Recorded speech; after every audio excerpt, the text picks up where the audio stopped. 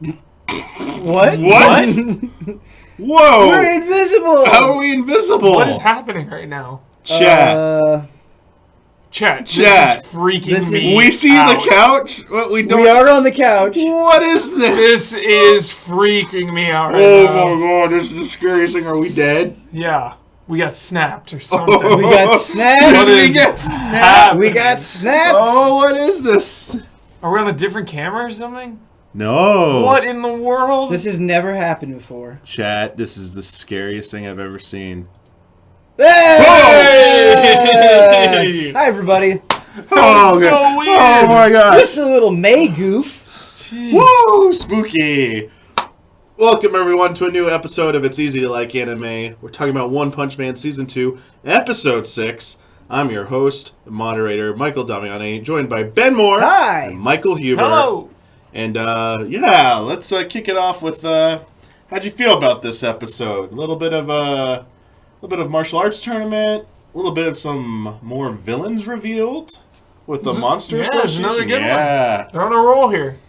I liked it. I was entertained. Yeah. I have some criticisms for sure, but I had a good time watching it. It was nice to see Genos back in action. Yeah. I appreciated that. I thought his I always love those kind of anime fights where it's like, hey, I have this trick that I'm going to unveil at the end of the fight, and this will get you, and that will lead to your defeat, and then just seeing his legs at the end. I thought it was cute. I thought it was a cute fight. Yeah. The stuff with Sourface was pretty good. My biggest disappointment, I guess the first thing that jumps into my head is I wish we would have seen more of the fights in the martial arts tournament. It does feel like the martial arts tournament is moving a little bit more slowly than I would expect. Mm-hmm. I just don't feel like we get too far in it in each episode, and that's okay. They're doing other stuff, but I always feel like I want a little bit more out of the martial arts tournament than what we get. Yeah, I feel like the next one now, because the monsters retreated. We're in the final stages, so hopefully the next one, see a couple more matches. Yeah, just because there was a lot of like, okay, we're going to just show you the results of this fight, not the actual fight. Yeah.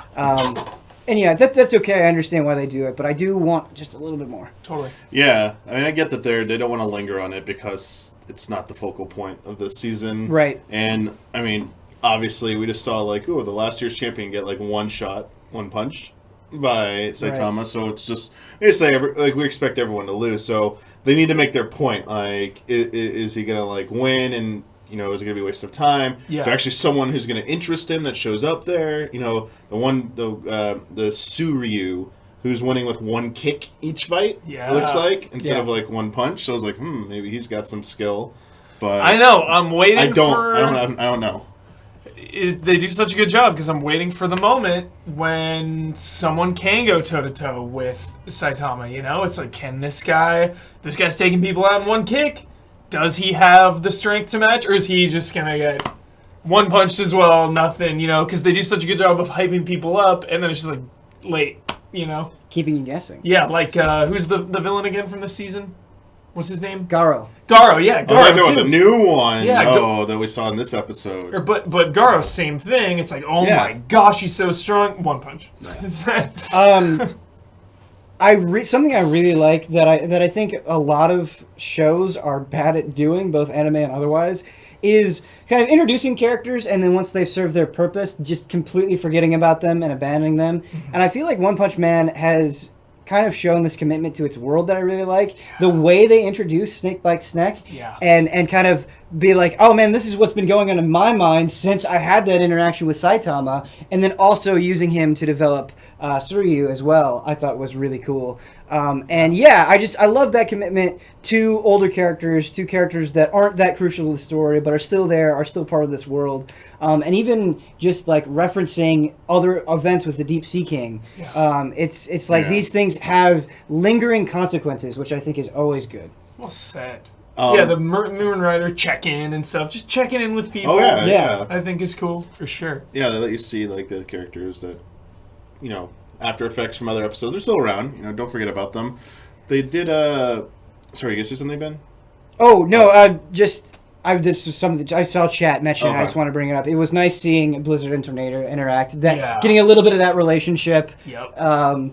Yeah, I don't think there was a ton to say. There wasn't a ton revealed, but you just got a little bit of insight into what's going on between them. Which Clearly, Blizzard living in her shadow. You know, Tornado has to come to the rescue. Yeah. In what seems like a recurring thing. She felt my pain. Yeah. That was that psychological connection there, but. You know, reference them as like espers and stuff. So, you know, obviously supernatural. But again, I think we talked about it maybe a few episodes ago about the potential that the Hero Association, that there are the people who just want to be there because they want to be heroes and want the glory. They might be somewhat high ranked, but they're actually not anything more than brute force. Yeah. Whereas Tatsumaki comes in and it's just like terrifying. Like, she has legit powers. Right. Even more than Blizzard. And it's just like, you're on a whole other level. Yeah. And, like, nothing was able to touch her. Like, there was no chance that villain was going to have it, like, touch her at all. Well, I like how they, Damian, just to bounce off what you said, I like how they specifically addressed that this episode, where we've kind of just lumped the good guys all together in one collective mass, and now they're saying, well, like, hey, wait a minute, do we even need the Hero Association? Like, if Snakebite was like, if I just disappear, would it even matter? Yeah. Because there are the strong, the ones that are really getting the bulk of the work done. And I like maybe that potential divide, seeing how that kind of expands as the season goes on, I think could be really cool. Definitely. Yeah, one person who I'm still kind of on the fence on which side they might end up on, you know, the more powerful side, or one of the people who gets, like, left in the dust is Genos. Right. He's definitely very powerful, but we see again, time after time again, we see he can rise up and defeat pretty powerful opponents, but he gets wrecked. We don't know by who, and then we find out that there's this, I forget what the spiky-haired, black-haired dude's name was, but we saw, like, Brawly come into play. Yeah, it looked like, I was like, whoa, were they sending like Akuma in there to like wreck shop and Akuma, stuff? yeah, Gonna get Raging Demon or Better. something? And, like, just get like shattered and stuff, like, because the warning to him before when he fought like the roach person or whatever, I forget their name, was, you know, be careful. They kept getting keep your eyes open, you know, and focus on them because they kept getting behind us. So speed, and he even had an answer for speed. He was like, I'm ashamed to use this, but, you know, I was told I should, you know, I'm gonna have. This is reality. I'm gonna have to resort to that. Stopped the opponent tracks, won, but then all of a sudden, someone just like that doesn't matter. Your little gimmicks will not work against someone with true power. Yeah, I still feel like it's setting it up as to where he can just become stronger and stronger and stronger. Mm-hmm. You know, you give him like new chips or new hardware. You know, so. I imagine his potential is just like unlimited in a way. Yeah. Yeah, I wonder if he can keep upgrading to that point. Yeah. Or if there will be a line, like he'll hit the ceiling eventually. He won't be able to break through it any further. Yeah.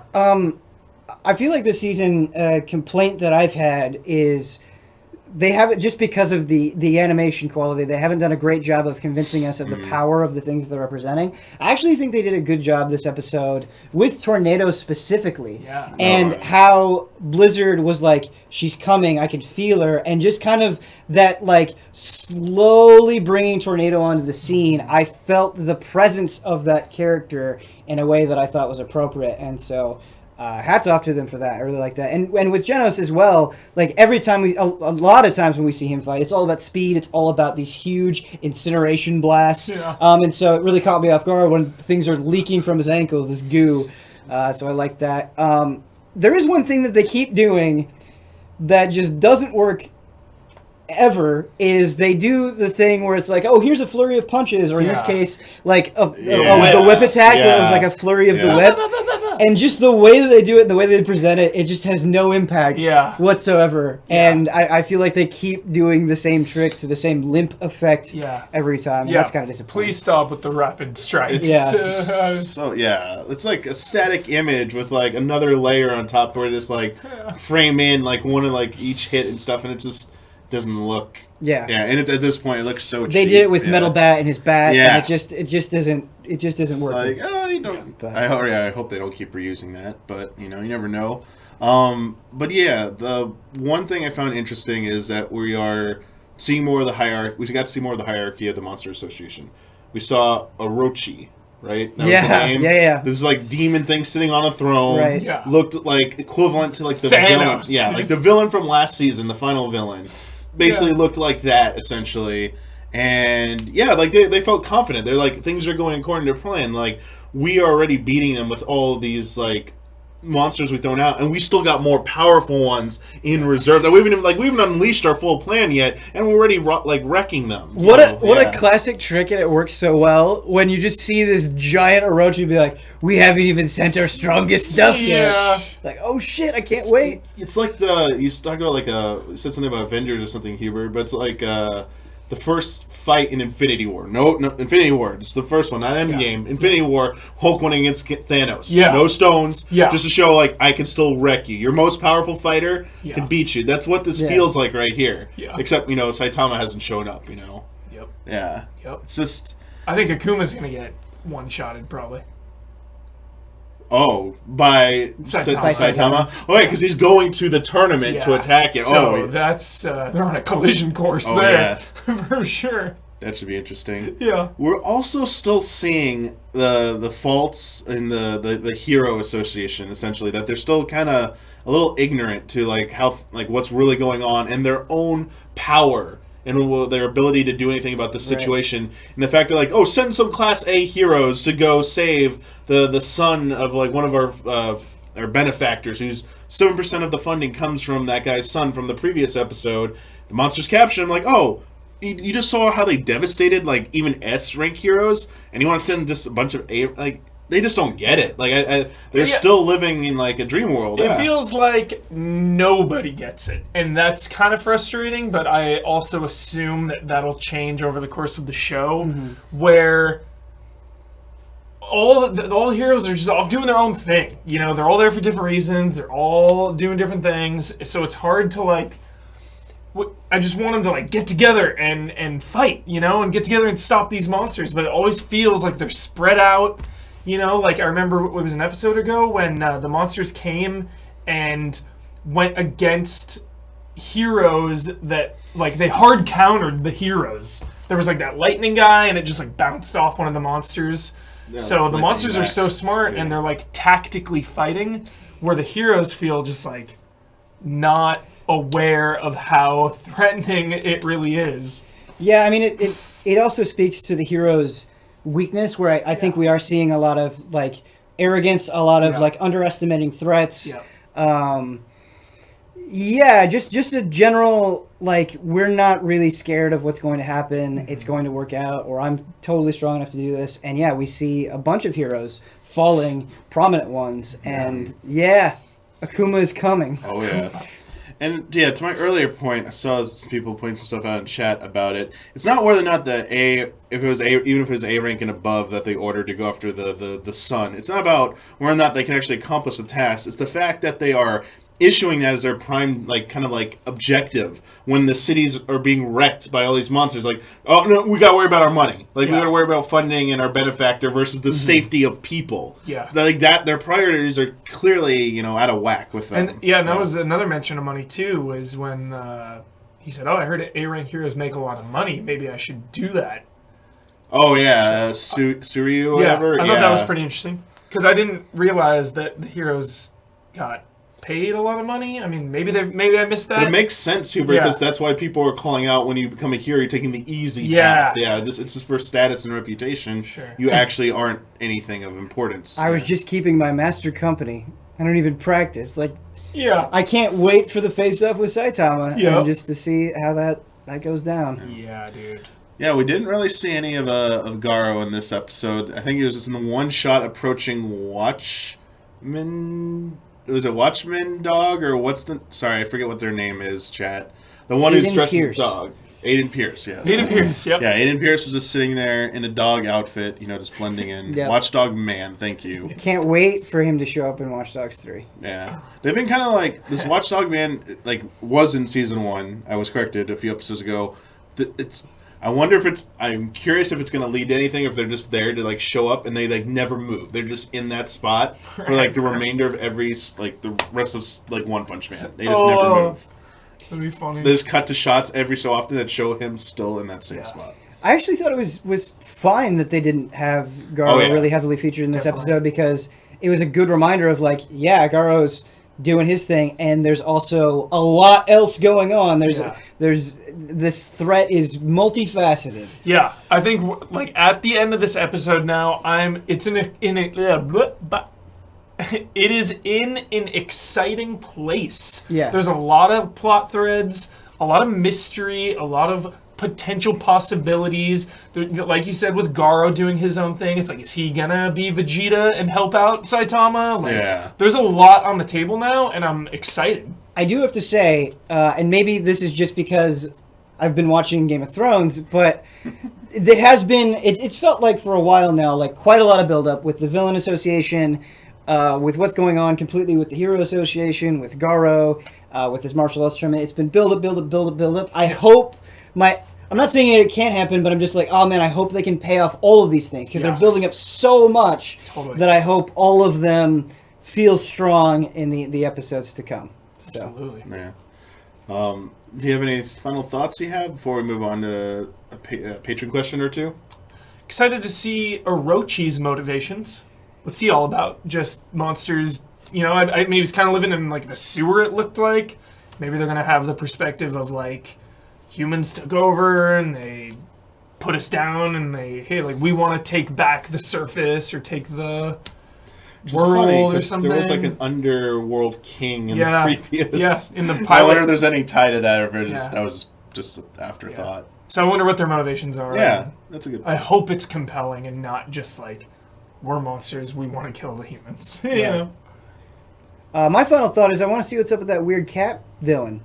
That's my. That's what I'm at right now. Maybe a face-off with Puri Prisoner. Puri Prisoner, yes. I like where that's going. And I'm waiting for Bang and them to show. Yeah, they're still tracking down. They're still trying to meet and fight Garo. There's a lot of going on there. Yeah. A lot of pots on the stove, or what is it? A lot of irons in the fire. A lot of threads. A lot of spinning plates. A lot of spinning plates. A lot of Aidens, a lot of Pierces. Yeah. But I have faith that this show will account for all of them, and we'll see them pay off at some point. Yeah. There won't be a Gendry rowing forever in this. Yeah. It's going to be an Avengers Assemble moment when all the monsters and heroes clash. All the heroes show up. Yep. That'll be good. I wanted to say something, but it'd be spoilers. Damn it. Oh. It was a good joke. So we got we had some patrons submit questions for us. It's actually open to everyone. I should correct myself. The post that calls for questions actually is a public post. So any of you can submit questions. You don't have to be a $1 and up patron to do this. This is a show that is not part of any of our goals. This is something that we're doing because we like doing it. And so questions are open to everyone. When can people usually expect it? So usually post it the day before. Okay. Because the questions are about the current episode, so it doesn't go up till Tuesday morning our time, I believe. So I post it Monday night, which gives you time. We don't record till Tuesday night, so you have like all Tuesday to submit your questions. So hopefully that's been working out for you.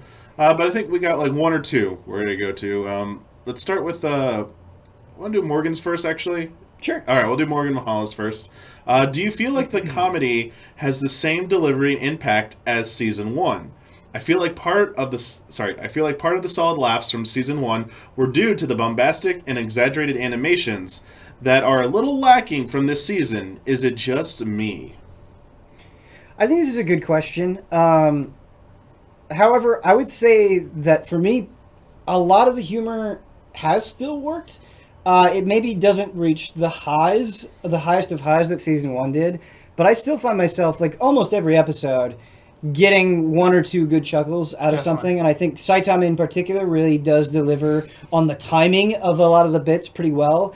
And even some minor things that they do with Tornado in this episode, just the little style that she did, like going from this super powerful, imposing presence to like kind of this whiny little kid in front of her sister, I thought was maybe not like hilarious, but a cute little moment that landed for me. So it does still happen, and I do think they have the element of surprise. There's always some new villain that they're showing that is so outlandish that I get something out of it, and so yeah, I think a lot of it still lands for me. Same, yeah. There's been some quality jokes. Like Saitama's hair one is probably the funniest out of all the episodes I've even seen. Like that's the strongest joke to me in the whole show so far. So it's a good one. Yeah, I feel like they're doing with what they have to work with. I think they're making the best of it. It is definitely being carried by the writing and the animation that they can work with. I think that's where they're doing their best that they can do. But I do agree with you, Ben, that there is a little bit, and I agree with Morgan too, that there's a little bit lost from the difference in animation between season 1 and 2. Yeah. But considering what they're working with, I think they're doing a pretty good job. Yeah, I agree. I don't like when Morgan says a little lacking. I'm like, yeah, I can see where you're coming from for sure. Next question comes from Red Sky.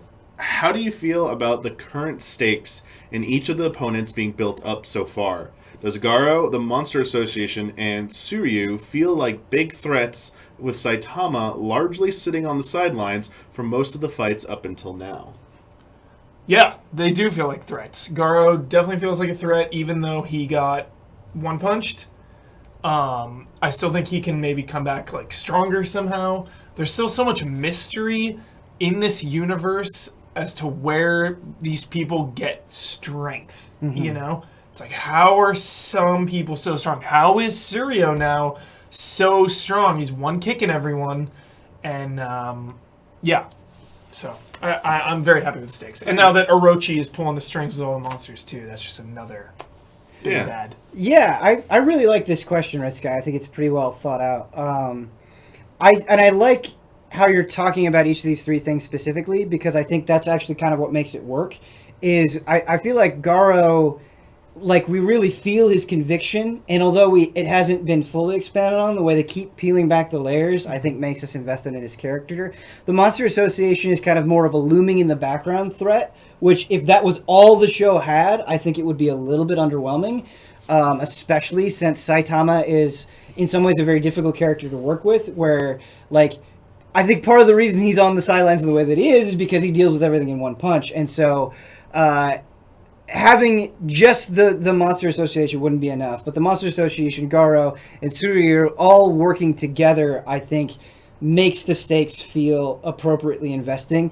However, I will say that at least right now, and this could completely change, Suryu is like the least interesting of the three to me, because he just kind of seems like, oh, I don't have to work very hard. You're all lame. I'm all... He just doesn't... I feel like I've seen that character a lot before, and there's just nothing where I'm like, oh, okay, that's really clever or interesting. He just seems kind of one-dimensional right now, and I hope that gets expanded upon in the future. What if the twist is that he goes toe-to-toe with Saitama or something, you know, when they fight? Right. Yeah, and how that fight plays out could completely change it. Yeah, I feel like that's one of the few things that can make it exciting, because honestly, at this point, I feel like with all the threats that they're facing, Suryu is at the bottom of the totem pole here. Yeah. That's straight up. I feel like when they resolve the tournament arc, that character will be tossed aside. Yeah. That's my that is my most honest expectation. But maybe they will surprise me with this. But yeah, I do like this. I do like how, since from episode 1 onward, we're introduced constantly to new threats, and they keep developing them. They keep showing them doing new things, and we get to peek behind the curtain a little bit more each episode, which is a stark contrast to the first season, which was probably one of this first season's major weaknesses, was just villains were so throwaway because they were monster of the week, essentially. Yeah. It's a good build-up. I'm excited for next week. Me too. They're on a roll. They have 2 good episodes here, back to back. After that one dip, it's been back on a good path. Yeah. And we'll see where it goes next time. But before we wrap it up, though, I have to let you know what's happening. Huber is going to be out of town for the next 2 episodes, actually. Yeah, going to Portugal.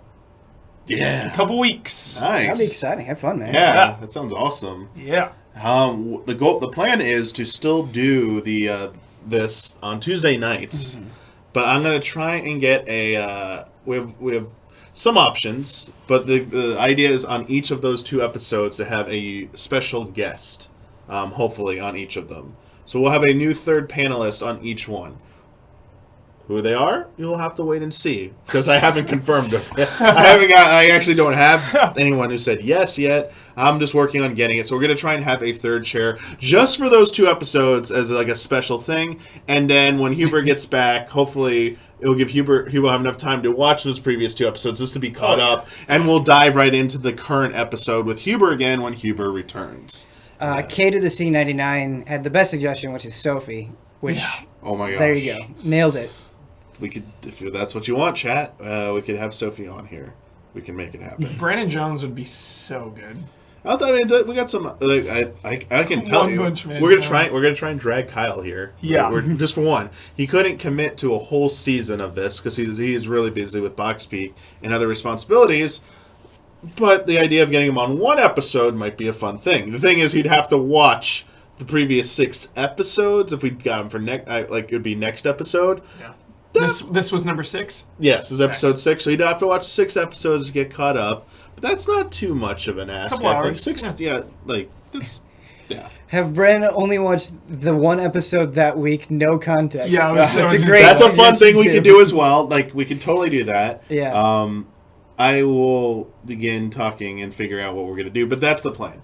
And we'll return back to normal in 2 weeks. All right. But normal time.